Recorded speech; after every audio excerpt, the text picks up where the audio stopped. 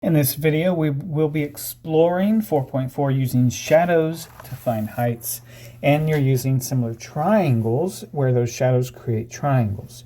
So first of all, let's look at this intro because we're looking at real-world examples. Everything that we've done up to this point, we're just continue doing them. It's just different scenarios.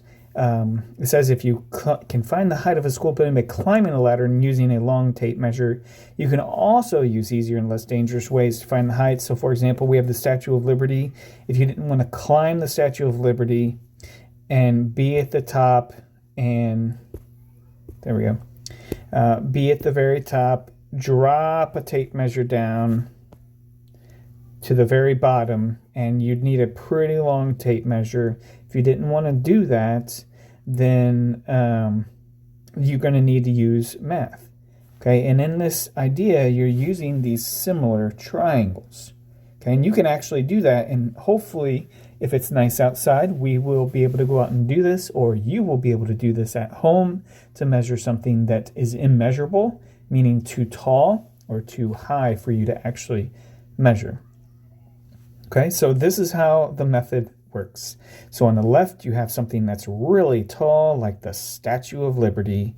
You have the sunshine up here, and then you, on the ground, you have this stick. Let's say you know this stick is 6 foot tall. Okay, the shadow of the sun. So the sun's rays come down, and it creates this shadow. Sun rays come down, creates this shadow. So obviously you need to be near the Statue of Liberty when you're doing this. You cannot be on the other side of the world because the sun will cast a different shadow. Those triangles will not be parallel because these angles in here, right here, this angle and this angle will be different.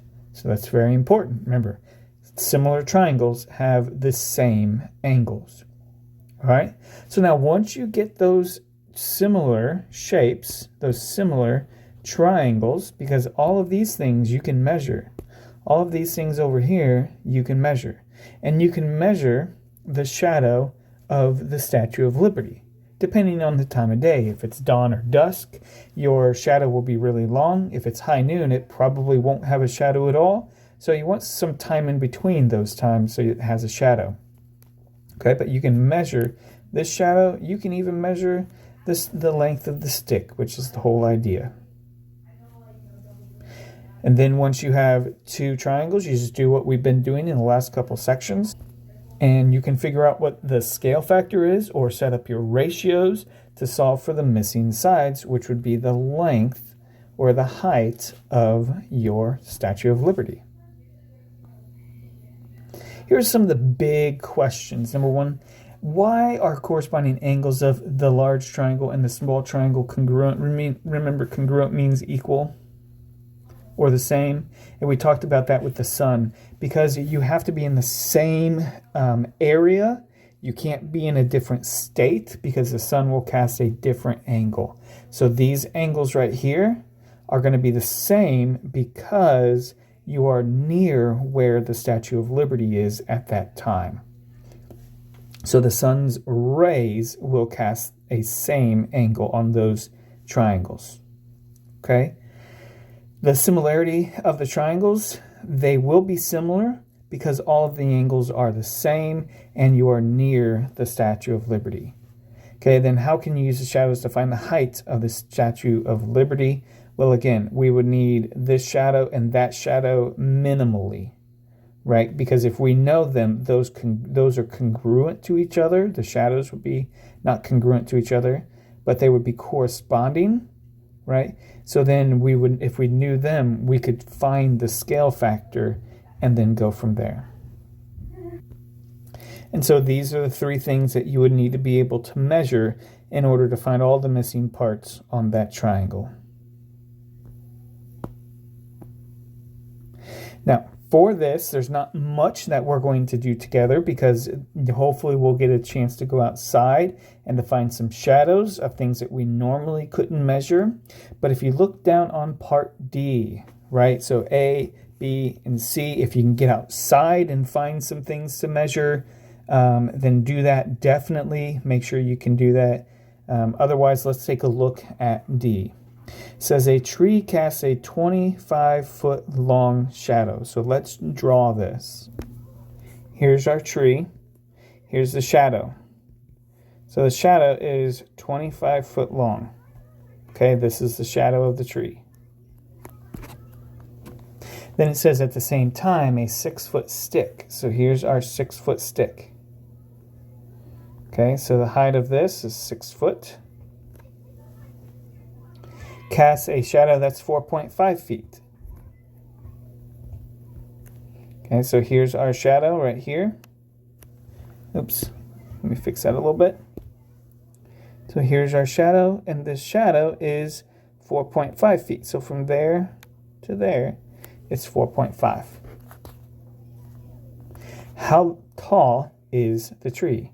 Again, all of these things were measurable, and now we want to figure out what is the height of the tree right there. So we're trying to figure out what x is. That is our unknown. Let's see if you can try this on your own. Try to set up. These are similar triangles. So if you look at this, right, you have this triangle. Let me back up a little bit. It's more like this triangle here, right? Because that's the height of the tree. And this triangle here. So those are similar triangles. Go ahead and try this on your own and then come back to the video to see how you did.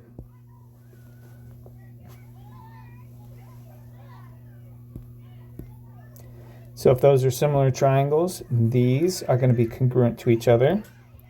Or not congruent, but corresponding. Sorry about that. Corresponding and congruent are not the same thing. And then those will be corresponding to each other. So we're going to set our ratios.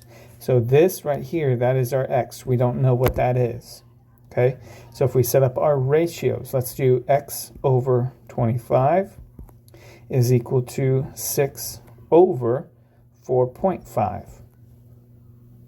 Right, so we have to figure out 4.5 times what gave me 25. So to find that, let's just take 25 divided by 4. Or rather 4.5. So 25 divided by 4.5, and that gives us, we're going to multiply by, so multiply by 5.5555. So 5.5 repeating, that gives us, in a sense, our scale factor. So we are also going to multiply this by 5.5 repeating. And when we do that, we get x is equal to 33.3 repeating, or 33 1/3. And to label that, that is feet tall. So that tree is 33 1/3 feet tall. And as long as your measurements here are accurate, then that is a pretty accurate measurement there. Okay, and that is it. Like I said, these you will either do at home with your family. Choose something very tall that you can't measure. Get a stick that you can measure, and then do the shadow lengths and the height of the stick to figure out the measurement of the tall thing that you cannot measure, like a tree or a flagpole would be popular ones, or buildings. That is it for 4.4, using shadows to find heights.